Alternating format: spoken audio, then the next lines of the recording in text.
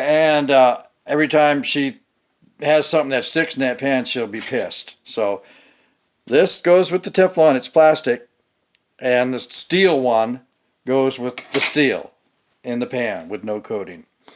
Okay, so you're gonna, you're gonna put this inside the cup, and then you're gonna slowly put the water in, like 3 or 4 tablespoons at a time. Then you whisk it. What you're trying to do is you're trying to get the lumps out of it, okay? So you get all that done. You get all the water in there.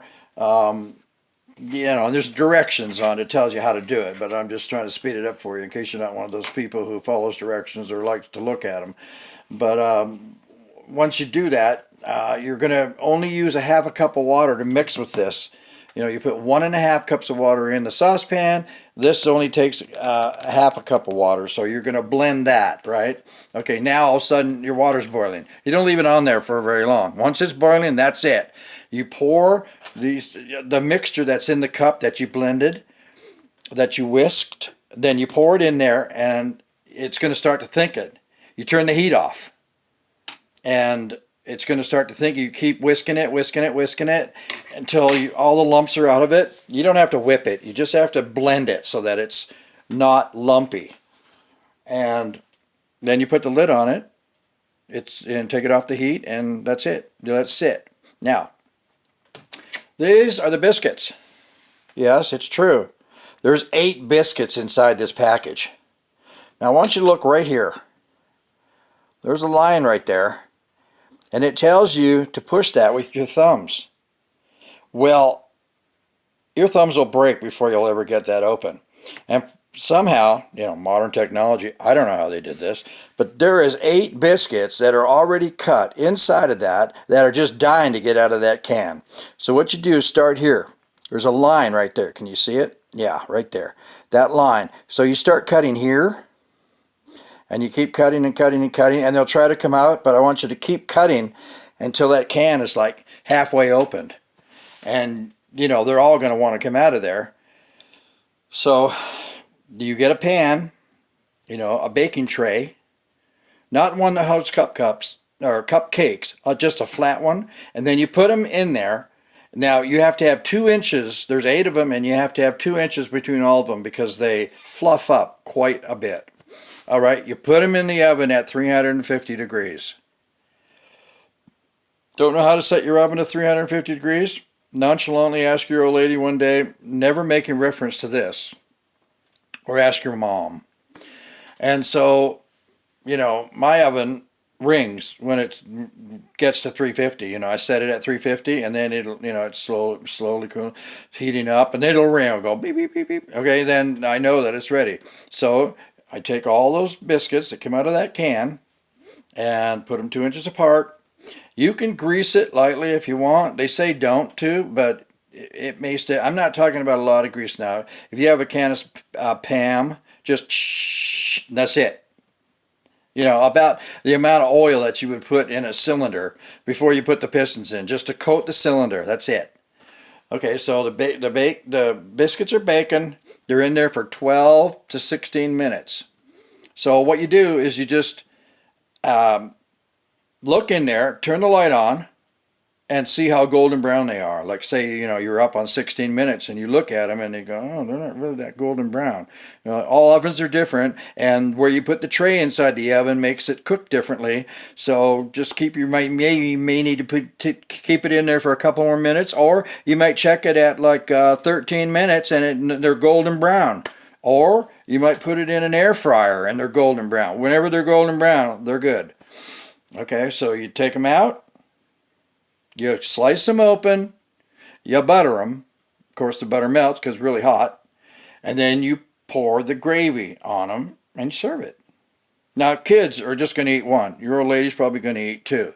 So, when you do this, especially if she's like, had a heavy load on her plate lately, she's going to think to herself, he really didn't have to do that, and this is unusual. And man, do I appreciate this. He fed the kids for me. I don't have to get up this morning and feed the kids. I can lie in bed. You know what I'm saying? You see how it's starting to work? she's going to, not only is she going to be appreciative of it, she's going to do something for you probably tenfold. You know how wives are. Probably going to do something for you tenfold out of just appreciation for this one little gesture, because it tells her that you're there to help her and that it's not all on her shoulders, that you will help her with her stuff. And it's a, you know, believe me, this one thing can save your damn marriage. Now, if you just do it once and never do it again, no, probably not. Do it 3 or 4 times a year. Maybe Mother's Day, around Mother's Day, her birthday, you know, whatever. You know, just pick a time and watch what's going on. And, you know, you know when she's just got too much on her plate, because she'll curse you out, or she'll cuss you out, or she'll be snippy or snap. You know what I mean? So you just weigh it. But the appreciation level that will come back from her, I think you'll be surprised just how well this can work. And it doesn't stop here. There's a bunch of other things that are so easy. Now, there's directions on everything in front of me on the table here. It tells you exactly how to do it. You cannot go wrong. And I know that even though you're a mechanic and a gearhead and whatever you do, own your own business, I don't care how frickin' busy you are. And ain't we all busy? No one's got time for shit anymore. Nobody's got the time. Just look how many people get their orders screwed up when ordering parts, how pissed they get. They get on here and they tell it like it is, don't they? Oh yeah. You know, and I've seen some things on here, like the guy in Utah that bought a complete motor engine for complete, I think it was an LS motor, complete, you know, had the distributor in it, carbon, you know, the whole thing. He wasn't paying for it, his customer was. I think his customer was like over in the UK somewhere. Whatever. They were out at a race or something, and they were coming in from out of town. They weren't there, you know, but the guy came with the truck, right? You know what he did? I don't know if this actually happened, but when the guy who lived there, who owned the shop, pulled up, there was a crate of wood crumpled on the ground, and the engine was actually inside of it, upside down.